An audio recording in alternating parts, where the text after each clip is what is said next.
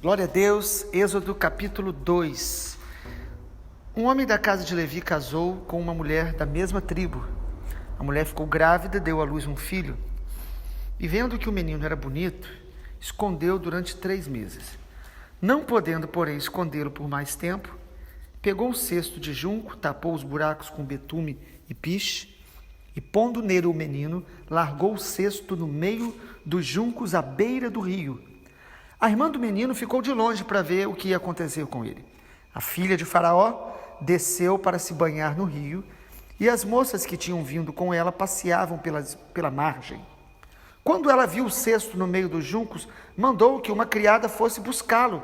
Abrindo o cesto, viu a criança, e eis que o menino chorava.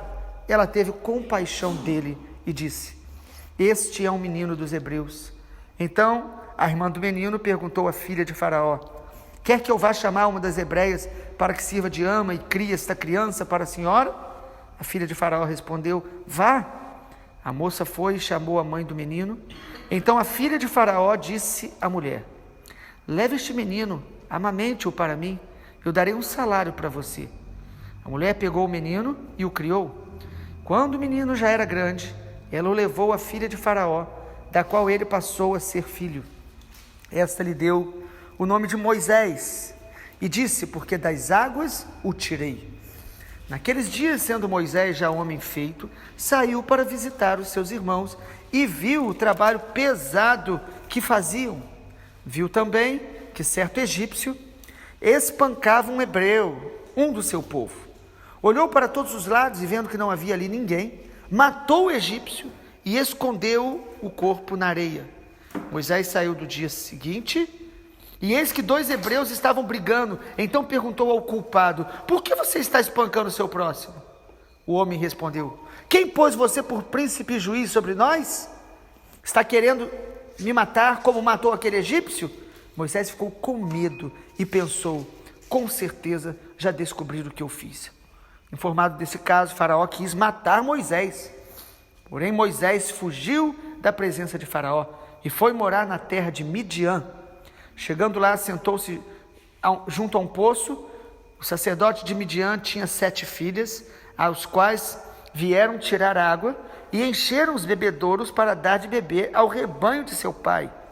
Então vieram os pastores e as expulsaram dali. Moisés, porém, se levantou e as defendeu, e deu de beber ao rebanho. Quando elas voltaram para junto de Reuel, seu pai, esse lhes perguntou: "Por que vocês vieram mais cedo hoje?" Elas responderam: "Um egípcio nos livrou das mãos dos pastores e ainda nos tirou água e deu de beber ao rebanho." Então Reuel disse às filhas: "Onde está ele? Por que vocês deixaram lá? Chamem o homem para que venham comer conosco." Moisés consentiu em morar com aquele homem, e ele deu a Moisés sua filha Ziporá, a qual deu à luz um filho, a quem Moisés deu o nome de Gerson, porque disse: "Sou peregrino em terra estranha." Decorridos muitos dias, o rei do Egito morreu. Os filhos de Israel gemiam por causa da sua escravidão. Eles clamaram, e o seu clamor chegou até Deus. Deus ouviu o gemido deles e lembrou-se da sua aliança com Abraão, com Isaque e com Jacó. E Deus viu os filhos de Israel e atentou para a situação deles. Amém. Glória a Deus. Êxodo capítulo 2 nos fala sobre o começo de um novo tempo.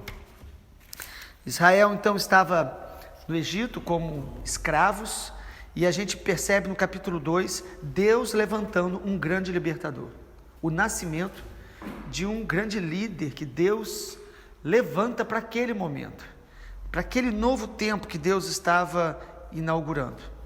É interessante porque nós vimos ontem como que Faraó investiu para matar os recém-nascidos, e agora no capítulo 2, a libertação que Deus estava começando na mente, no coração do povo, para tirá-los do Egito, ela agora é marcada pelo nascimento de uma criança.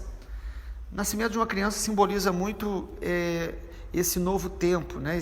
Essa esperança, essa nova ação de Deus na história do seu povo, é bem representado aqui com o nascimento de Moisés. E em meio a um momento tão cheio de aflição, as mães amedrontadas, os filhos nascendo num ambiente onde havia ameaça de morte, e o povo sofrendo pela escravidão, o povo sofrendo por excesso de trabalho. Nesse tempo, Deus traz à luz Moisés, que se tornaria aí o libertador, um profeta, um juiz, um legislador e um sacerdote, um intercessor, um dos maiores líderes que realmente Israel teve e na verdade, na história da humanidade. O nascimento de Moisés, então, marca um novo tempo e mostra para a gente a ação soberana de Deus por trás dos governos mais terríveis e dos dias mais difíceis que a gente possa enfrentar. Num tempo tão difícil como esse de Êxodo capítulo 1, Deus traz à luz uma criança, tão frágil, cercada de tantos problemas, de tantos desafios. E aí a gente já vê no começo do capítulo 2 o cuidado de Deus por trás da ação das mulheres, por trás da proteção de Deus, mesmo quando Moisés é colocado ali naquele rio, Deus cuidando de todos os detalhes. Amado, Deus é soberano e a providência dele está acima de tudo, de todos os males que o homem possa criar, os governos possam gerar. Deus estava por trás de tudo isso. Nascimento de um bebê, uma mulher ficou grávida, a Bíblia fala com muita simplicidade disso. Uma mulher ficou grávida, diz que ela era da tribo de Levi, e ela esconde aquele menino e coloca ali naquele cesto e coloca no rio. Isso nos mostra ali, de alguma forma, ela guardando o seu filho e ao mesmo tempo confiando na proteção de Deus. Ela colocou naquele cesto, de alguma forma, crendo que Deus ia livrá-lo. E Deus faz de uma maneira bem estranha aos nossos olhos. Deus usa a filha de Faraó para olhar aquela criança e resolver adotá-lo. Deus estava por trás de tudo isso. Moisés foi criado na melhor faculdade, melhor universidade da época, estudando com todo o conhecimento que tinha no Egito. Depois ele passa 40 anos lá com o sacerdote de Midian, com seu sogro, aprendendo a cultura midianita. E ele, que era hebreu e conhecia também a história do seu povo, Deus ampliou a visão desse homem de maneira muito grandiosa, preparando ele para a liderança que Deus tinha através da vida dele. E eu coloquei aqui para a gente poder aplicar isso à nossa vida, esse novo tempo de Deus na vida de Israel, e como que Deus quer gerar também esses novos momentos na nossa vida. Algumas coisas para a gente pensar. Primeiro, a gente tem que olhar para esse texto e ver a proteção de Deus, a preservação de Deus na vida de Moisés em dias de angústia. Independente dos dias que a gente enfrente, irmãos, na nossa nação, na nossa vida pessoal, na nossa família, Deus está cuidando de nós em todo o tempo. Deus tem a sua mão protetora sobre nós. Há um cuidado de Deus especial. O texto mostra Deus usando mulheres. É interessante porque as mulheres naquela cultura tão desprezadas, Deus usa uma mulher para proteger. Deus usa ali uma outra mulher para poder falar para a filha de Faraó: olha, eu conheço alguém que pode cuidar dele. A própria mãe dele teve esse privilégio de amamentá-lo. O texto fala que até que ele crescesse, alguns acreditam que talvez com 4 anos, 3 anos, não há um consenso quanto a isso, mas Deus estava por trás de toda a proteção da vida de Moisés. Irmãos, nós vamos ter dias maus, nós vamos ter circunstâncias adversas, mas nós precisamos crer e descansar na soberania e na providência de Deus. Deus sustenta a gente. Segundo, a gente percebe aqui no capítulo 2, esse novo tempo de Deus, que assim que Moisés percebe a injustiça que estava acontecendo no seu contexto, Moisés reage através da ira. Moisés vê uma situação de injustiça, talvez ele pensasse: é a hora de eu fazer alguma coisa. Ele tinha o conforto e a proteção por ser filho da filha de Faraó, mas aí no capítulo 2 de Êxodo, o versículo 11 diz que Moisés, quando já um homem feito, ele foi visitar os irmãos, ele foi lá perceber como estava o seu povo, que ele sabia que pertencia àquele povo. E diz que ele viu o trabalho pesado que faziam. Irmãos, ele percebeu a escravidão, ele percebeu a opressão, ele percebeu o que estava acontecendo. Toda ação de Deus na nossa vida, quando Deus realmente quer nos usar, Ele vai fazer a gente perceber a realidade. Moisés percebeu que havia ali um ambiente de injustiça, de corrupção, de sobrecargas, de maus tratos. Ele percebe isso, mas ao invés de ele agir no espírito, Moisés reage pela ira. A gente percebe aqui um homem chamado por Deus, mas que age precipitadamente. Porque para que a gente seja usado por Deus, nós precisamos perceber a realidade, nós precisamos nos irar contra toda a impiedade, toda a injustiça, como Neemias fez, Jeremias fez, o Senhor Jesus fez. Mas nós não podemos nos mover na nossa própria força, tentar fazer as coisas de Deus do nosso próprio jeito. Certamente Deus estava preparando Moisés para ser um libertador, mas um libertador pelo poder do Espírito e não pela força do seu próprio braço. Moisés, então, aqui a gente percebe, ele reage através da ira e na sua própria força, e ele mata um homem. Que coisa terrível, né? Às vezes nós ferimos pessoas porque queremos agir na justiça própria, do nosso jeito. Deus tem a maneira dele de nos usar, Deus tem a maneira dele de trabalhar. E esse é o momento, amado, que a gente percebe um homem chamado por Deus, mas que se frustra por tentar fazer as coisas do seu próprio jeito. Às vezes Deus realmente tem um chamado, nos chama, mas a gente pode estar matando em algum momento os sonhos de Deus na nossa vida. Esse é o momento que os sonhos de Deus morrem, né? Deus nos chama sabendo da nossa fraqueza, Deus nos chama sabendo que nós vamos errar, mas Deus quer nos ensinar e nos amadurecer. É a partir daqui, irmãos, que Moisés foge. Ele foi criado 40 anos ali, 40 anos como filho da filha de Faraó, treinado para ser um libertador para Deus. Deus estava por trás trabalhando, mas aqui ele ainda não aprendeu a conhecer a Deus. Ele sabia do plano de Deus, certamente ele sabia que havia um propósito para a vida dele, mas ele ainda não compreendia nada do que Deus queria fazer, a forma de Deus agir. E é interessante porque ele arruma um problema com os egípcios, porque ele mata um egípcio, e ele arruma um problema entre o seu próprio povo, porque o próprio povo dele o rejeitou. Vocês perceberam no capítulo 2 de Êxodo, quando no versículo de número 11, diz assim, que Moisés foi ali visitar os seus irmãos e viu um egípcio espancando um hebreu, do seu povo. Então ele vai e mata o egípcio. Mas no versículo 13 diz que Moisés no outro dia viu 2 hebreus que estavam brigando e perguntou ao culpado: por que você está espancando o seu próximo? Uma pergunta boa. É interessante porque num ambiente de angústia, de perseguição, de opressão, o próprio povo de Deus estava brigando entre si, e Moisés quis ser um agente ali de conciliação, de restauração, só que o próprio povo dele já o rejeitou de início. Falou: quem é você para se meter nisso? Você vai fazer comigo igual você fez com aquele outro? Trouxe culpa, trouxe peso, acusação, e Moisés, debaixo daquele medo, foge. Quantas pessoas estão fugindo do seu passado? Quantas pessoas estão fugindo do seu chamado?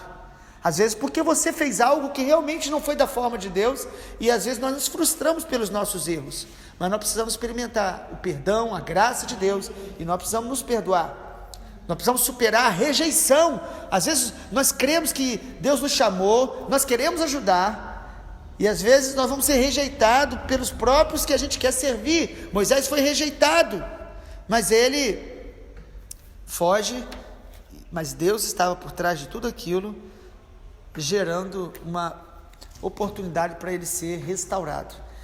Mais à frente, no capítulo 2, diz que ele, lá no deserto já, no versículo de número 16, o sacerdote de Midian, falando aí já do seu sogro, né, que se tornaria o seu sogro, as filhas dele estavam pegando água, e Moisés já viu outra injustiça ali. Ele olhou e viu pastores que estavam trazendo um problema para aquelas mulheres, e ele se levantou, defendeu e deu de beber o rebanho. Deus já estava dando a ele esse discernimento de agir pela justiça de Deus, de agir para tratar com questões que estavam acontecendo de relacionamentos abusivos. Deus já estava dando a ele a graça para isso, e aqui Deus o conduz de maneira sobrenatural até a casa desse homem, e ele casa. O casamento dele com a filha do sacerdote de Midian, que aqui aparece com o nome, Reuel, lá à frente vai aparecer como Jetro, mas é a mesma pessoa. E como que termina o capítulo 2 de Êxodo? De uma maneira muito importante, versículo 23, diz aí que decorrido muitos dias, os filhos de Israel gemiam. O rei do Egito morreu, mas havia um clamor no meio do povo de Deus.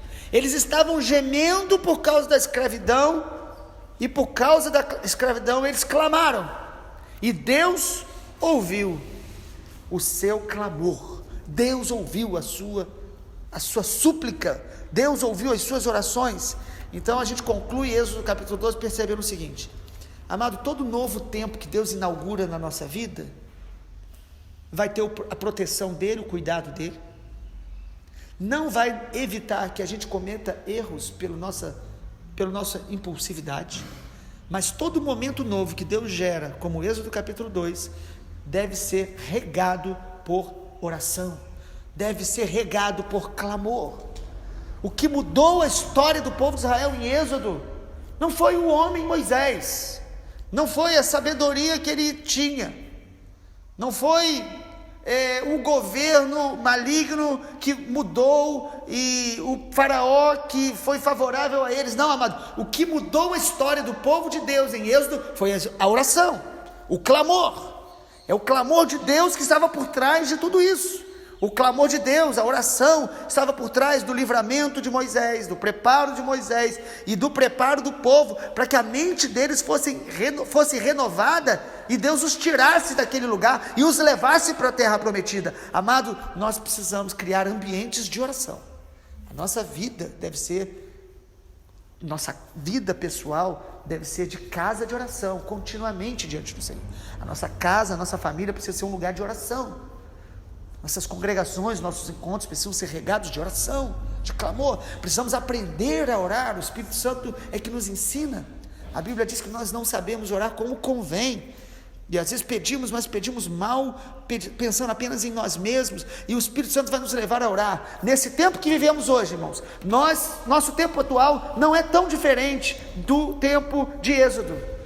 Nós também vivemos debaixo de injustiças, nós também vivemos debaixo de sobrecargas, existe também um nível de guerra espiritual, e Deus está preparando a igreja para a nova Jerusalém, para a nossa terra prometida.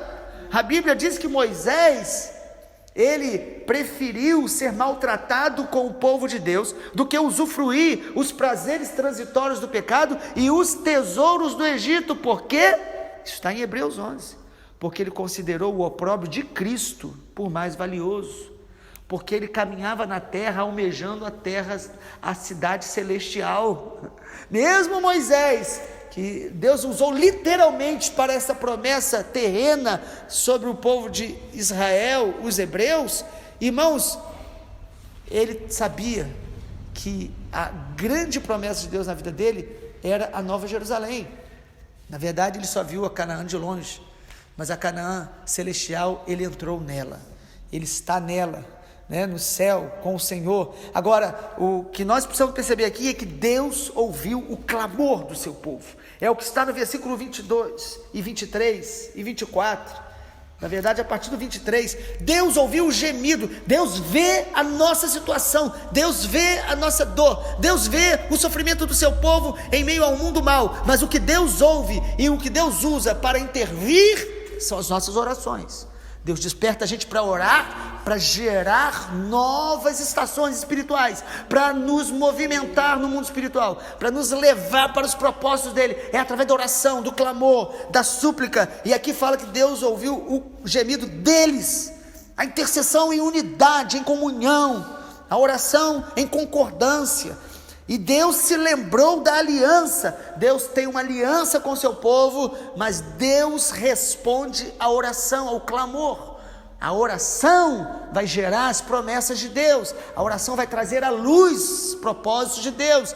Deus trabalha através da oração da sua igreja, do seu povo, na história, em todo o tempo, e assim será ainda hoje, até o dia da volta do Senhor.